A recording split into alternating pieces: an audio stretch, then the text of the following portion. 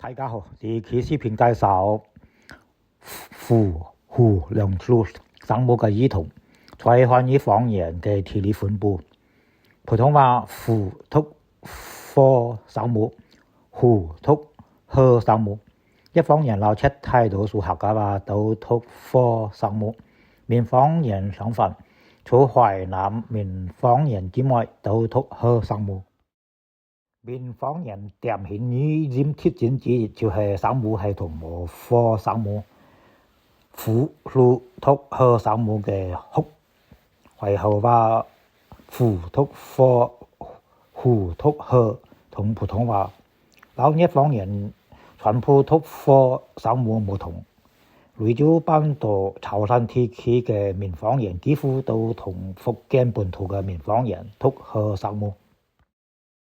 客家話部分人士兩組都讀賀聲母，人聲分布在連平、東源、北螺等人士。廣西賀州平話、泉州土話等地人士也係都讀賀聲母。讀賀聲母嘅人士很少量分布在湖南、江西、湖北、安徽、江蘇等省。除閩方言之外嘅其他方言，主要係在南方地區。北方地區嘅省市有兩個調查點都讀賀聲母，包括中陽、平遙都係晉方言。西南地區嘅四川、重慶、老貴州絕大部分人士都讀科聲母，同一方言廣州話類型。雲南部分人士包括昆明話在內讀科聲母，部分人士同普通話類型，父讀科，胡讀賀。廣西、湖南、浙江有大量嘅人士嘅一啲方言讀同普通話，比如廣西南部嘅平話多數調查點包括遼瀋、陽朔，少部分粵方言包括黔州黔北區、靈山新墟鎮在內。呢啲地方兩組讀同普通話。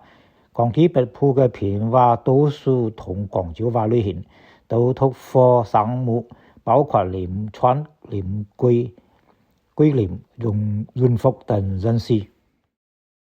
除西南地區外嘅其他官話區幾乎都讀同普通話類型，父讀科，胡讀賀。